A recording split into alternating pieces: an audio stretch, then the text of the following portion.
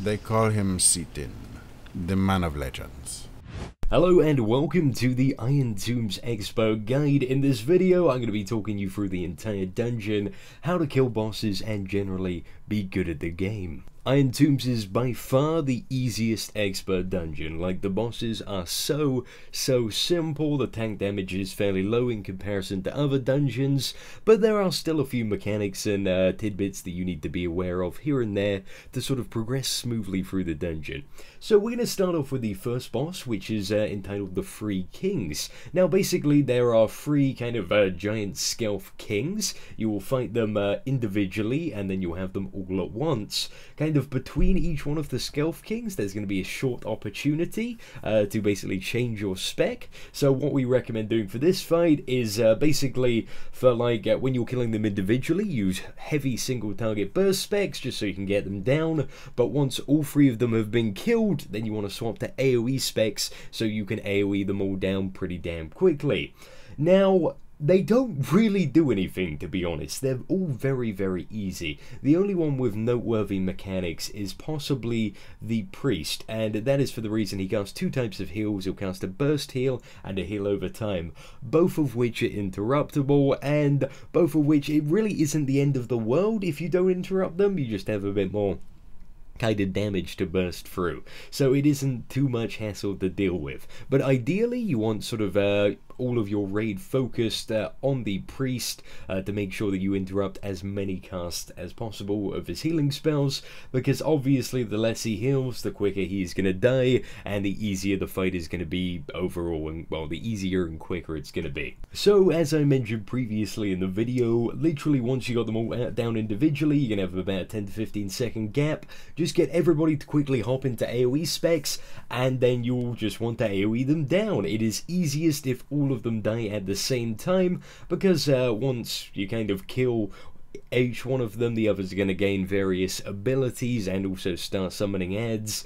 To be honest, none of which is too much of a problem. It's not going to be mechanics that you're going to have to actively react to. It's just going to be like passive, more damage, or they heal sort of over time, depending on the order that you kill them. But ideally, literally, you just want to AoE the absolute crap out of them, and that is the first boss. It is very easy to do. I mean, the cool thing is that you want to just ensure that they die at the same time and interrupt as many of the heals as possible. I think we screw up to one heal in the video because sometimes he does cast them back to back, so you know, you ideally want to have two people assigned to interrupt the heals for the smoothest run possible. The second boss is called Nightmare Fatlorn, and for this boss you're going to need a purge, you're going to need an interrupt, and you're going to need the ability to line of sight.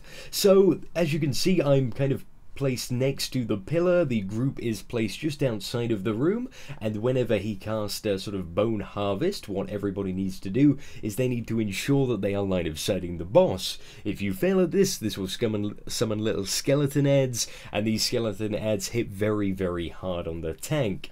You'll also notice that I have gone into a tank spec for a purge. He's going to put up a 10-second shield that gives him immunity to all damage. For kind of the smoothest and quickest kill, you just want to purge that, and the final thing that he is really going to do is he's going to do a blood boil. When he does this, basically if you don't interrupt it, then everybody gets feared. So interrupt it and you will have absolutely no problems at all. Boss is yet again very straightforward, just a few simple mechanics: line of sight when he does the bones, interrupt the blood boil, and purge when he has the shield, and boom, it is pretty much a free kill on that guy.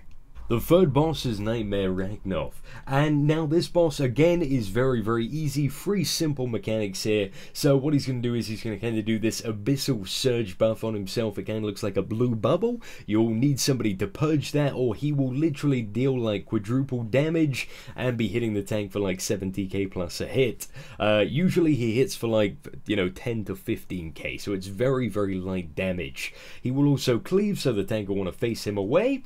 He's going to do kind of this large bubble thing and emote to the raid. When he does that, everybody's going to want to run to Eliam, who's kind of the NPC that spawns, to avoid all damage on that. Shortly after that, there's going to be an AoE dot. The healer wants to, pretty much as soon as that ability fires off, be ready to AoE cleanse. You'll notice the healer in this video is a tad slow at doing the first couple of them, but you know, eventually gets the hang of it. Apart from that, it is literally nuke the boss. There's also going to be a single target dispel you need to do.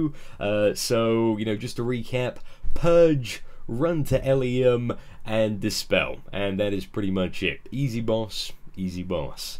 If you thought the bosses couldn't get easier, you were actually wrong. Like, this last boss is an absolute joke. He's going to be dealing fairly light damage across the board. He really isn't going to do that many mechanics. So there are kind of like two kind of main things that he does, right?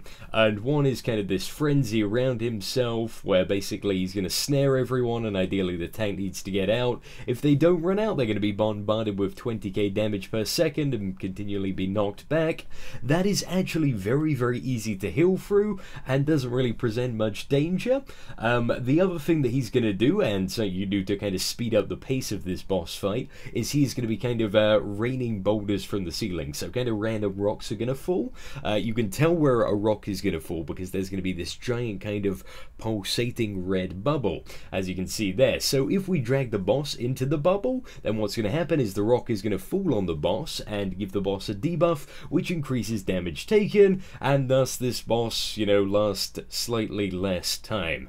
So that's pretty damn good. You know, it's pretty damn easy apart from that. Like one final mechanic that he does, which is really something that can be almost completely ignored. He's going to pick one random target member, apply them with like a debuff, and then knock them back shortly after that and deal about 30k damage. Again, that is nothing on a level 65 player. So, yet again, something that can kind of be ignored. So, yeah. Very, very easy boss. Iron Tombs, as an overall, is literally a free loot dungeon and definitely the best first Nightmare Tide Expert dungeon for anybody to tackle that is thinking about, you know, how do I get that initial bit of gear to help the other experts run a bit smoother, because it is really, really damn straightforward, and most groups should be able to clear it in about kind of under half an hour easily, even with a pug group, as long as you understand kind of the very, very basic mechanics, and you ensure that most of your group, or at least one decent and aware person